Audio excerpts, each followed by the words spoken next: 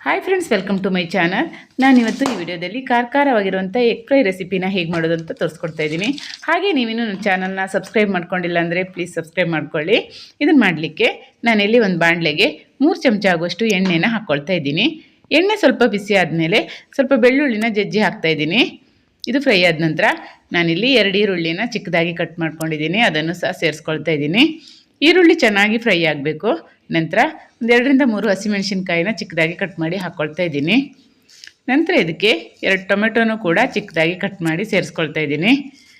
Tomato ಹಾಕಿದ ನಂತರ ಬೇಗ ಬೇಯಲಿಕ್ಕೋಸ್ಕರ ಒಂದು ಅರ್ಧ ಚಮಚವಷ್ಟು ಉಪ್ಪು ಹಾಗೆ 1/4 ಚಮಚ ಅರಿಶಿನ ಪುಡಿನ ಹಾಕ್ತಾಯಿದ್ದೀನಿ.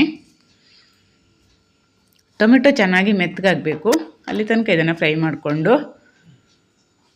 ಇವಾಗ 2 ಚಮಚ ಆಗುವಷ್ಟು ಖಾರದ ಪುಡಿ ಹಾಗೆ 3/4 ಚಮಚ ಆಗುವಷ್ಟು ಕಾಳುಮೆಣಸಿನ ಪುಡಿನ ಹಾಕ್ಕೊಳ್ತಾ ಇದ್ದೀನಿ. ಇವಾಗ ಇದನ್ನು ಒಂದು ಸ್ವಲ್ಪ ಫ್ರೈ ಮಾಡಿಕೊಂಡು ನಾನಿಲ್ಲಿ ಮೊಟ್ಟೆನ ಒಡೆದು ಹಾಕ್ಕೊಳ್ತಾ ಇದ್ದೀನಿ. ಇಲ್ಲಿ ಮೊಟ್ಟೆನ ಮಿಕ್ಸ್ ಮಾಡಲಿಕ್ಕೆ ಹೋಗಬಾರ್ದು, ಹಾಗೆ ಅದು ಬೇಯಬೇಕು. ನಾನಿಲ್ಲಿ 4 ಮೊಟ್ಟೆಗಳನ್ನು ಹಾಕ್ಕೊಳ್ತಾ ಇದ್ದೀನಿ. ಈಗ ಮೇಲ್ಗಡೆ ಸ್ವಲ್ಪ ಇದಕ್ಕೆ ಉಪ್ಪನ್ನು ಉದುರಿಸ್ತಾ ಇದ್ದೀನಿ. ಇವಾಗ ಮುಚ್ಚಳ ಮುಚ್ಚಿ ಇದನ್ನು ಸಣ್ಣ ಉರಿಯಲ್ಲಿ ಒಂದು 10 ನಿಮಿಷಗಳ ಕಾಲ ಬೇಯಿಸ್ಕೋಬೇಕು.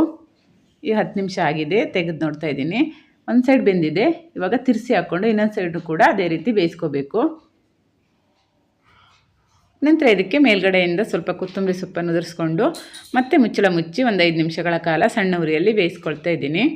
ಇದು ಬೇಳೆ ಸಾರು ಜೊತೆ ಎಲ್ಲ ನೆಂಚ್ಕೊಳ್ಳಿಕ್ಕೆ ತುಂಬ ಚೆನ್ನಾಗಿರುತ್ತೆ. ಇದು ಇವಾಗ ರೆಡಿಯಾಗಿದೆ. ನೀವು ಒಂದು ಸಲ ಇದನ್ನು ಟ್ರೈ ಮಾಡಿ ನೋಡಿ. ಹಾಗೆ ಈ ವಿಡಿಯೋ ನಿಮಗೆಲ್ಲ ಇಷ್ಟ ಆಗಿದೆ ಅಂದ್ಕೊಳ್ತೀನಿ. ಇಷ್ಟ ಆದರೆ ಪ್ಲೀಸ್ ಒಂದು ಲೈಕ್ ಕೊಡೋದನ್ನು ಮರಿಬೇಡಿ. Thank you.